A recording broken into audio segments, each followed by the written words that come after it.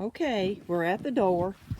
I only go in one side. The other side is screwed shut so I can have more shelves. Inside my shop, I have my kiln. Um, it is fireproof. I have bricks on the floor since it's a wooden building. These are stove boards behind it with spacers. The white here is a fireproof ceramic fiber insulation, and I have it all over my shop. You'll see that. Okay, but my kiln is completely surrounded with the fireboard. Also, this was wired in by a certified electrician. On this side is my breaker box, a little bit hid behind my tools and supplies. The kiln is on its own breaker, so if something was to happen to it and I'm not in the room, it'll shut itself off. Okay, it's not a very big room. Like I said, it's 12 by 16. Along this wall is where I keep a rack with all my kiln furniture, we call it. There at the bottom is where my half shelves stack. These two behind the kiln have some work to be done. You can see the spots where the pots were. They have to be sanded down and kiln wash reapplied because glaze has gotten onto the shelves. But this is where I keep them. My little stilts and things here. The posts in this container. These are wooden bats. And I have plastic bats, little small ones I use to work with.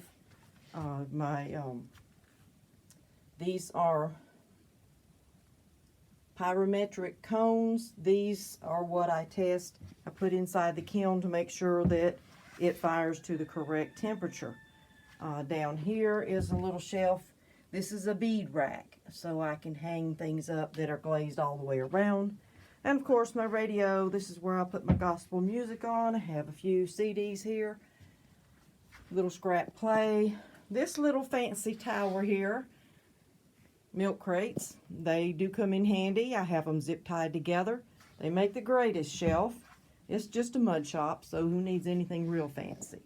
I have goggles. This is my calendar that I keep up with all my firing schedule, the firing degrees that each one needs to go to. On this wall, I have a metal shelf that I keep my wares on. It's not very full right now because I have the kiln loaded right now. Everything went into the kiln a couple days ago. I have a wooden cabinet here that I keep all my tools in, cookie cutters and that kind of thing. I have a big work table here. All my clay stacks under here. They're all on rollers, so I don't have to pick up anything. I just roll the box out, get out what I need, roll it back under the table. A couple bar stools to sit on to work with, to do my work. Plenty of plug-ins. These are banding wheels. I have a small one and a large one that I set my pieces on and spin them around so that it makes it easier to work with. This is a rolling pin rack full of my fancy rolling pins. I have a few extra. This one on top is for Christmas. These in this container up here are extra. They just didn't, I filled the rack up, and so I had to put them somewhere. Have several different containers with tools and things here. Someone gave me an idea of using pegboard, so I got a piece of it. I've still got to hang it. I'm going to try to see if I can put the racks on it, you know, the pegs, whatever you call them, and so I can hang some of my tools there and some of my rolling pins. Then I have shelves that I have put up, containers with tools. These shelves hold, these are GR pottery forms. They're all made out of wood. It's a marine grade wood so that it withstands moisture better. And I use these to form as drape molds to put my clay on. This is just my busy corner. I keep all my templates and my thickness strips and things. All right, and I'll get back to this side of the room where you can see that it is very small. This is one heater.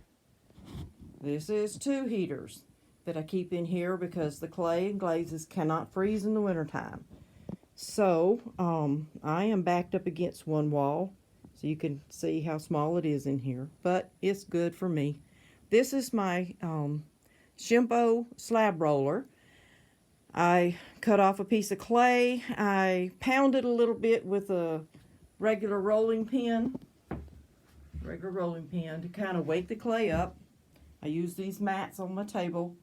The clay will not stick to it. And I get the clay ready and I put it on here and roll it through these rollers, and it flattens it out the thickness that I crank it to. And this is the thickness that I usually do. It's between 1/4 inch and 1/2 inch, somewhere along in there. This little piece of foam is what I use for push pots. You put your clay on there. You can lay a mold over the top of the clay and just press into the cushion, and it comes out a pot. This is also a glaze corner. I've got to figure out a different way to store these. These are dip and pour glazes. So each one of these buckets is a different color of glaze. They have to be mixed. I have a mixer, electric drill with a mixer bar on it. A chair for someone to sit on if they come to visit me, and a bar stool.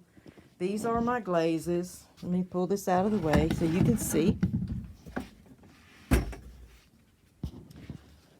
Probably making you dizzy. But these are my Amico glazes. These are brush-on glazes.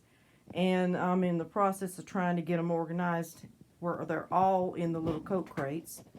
So while I'm glazing, I just reach and pull them out. And then they're all in view for me to see, pick out what I need, use it, and put it back. So these are my greenware pieces. I have a good sized bowl here. This is a little platter. And there's my goats and different things I'm working on. Several pieces. Now this is sitting on top of its lid. The lid has this lace pattern on it. This is my first colander I'm attempting to make. These are upside down, but these will be what I call a jewelry tree. You can hang your earrings here and just put your rings or necklaces on top. Another little goat. These are going to be bookends. And just a few things here on top that are completely finished. And it's a little dusty, but it's the mud shop, so, you know. And that is up against the door that I have screwed shut. So, and I do have insulation behind the shelf, plywood, and then I have styrofoam and stuff behind it. And that is my mud shop. Also hid back here is a little drawer that I use for tools and other supplies. I have a drawer full of more rolling pins that I use for texture and other tools that I have here.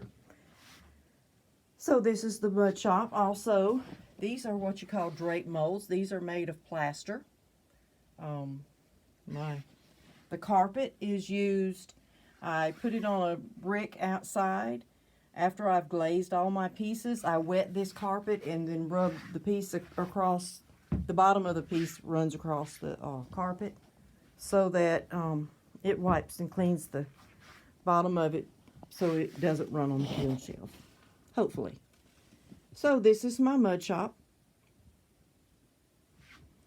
This is where I make my pottery. Oh, and I guess I've passed it a couple times. I'll come back to it. This is also my pottery wheel and my little stool that I use.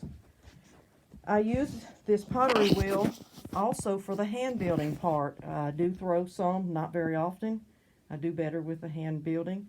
And I use it with the wall system, which is this bat with a hole in it. This little bitty piece with a pin goes on there. It goes on the wheel.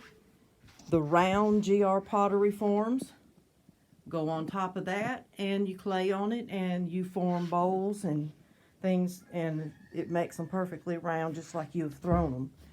And actually, the bowl I have here was made with the wall system. But anyway, I'm about ready to get in this kiln. I've waited 3 days for the temperature to drop. It is now at 92 degrees and time to open.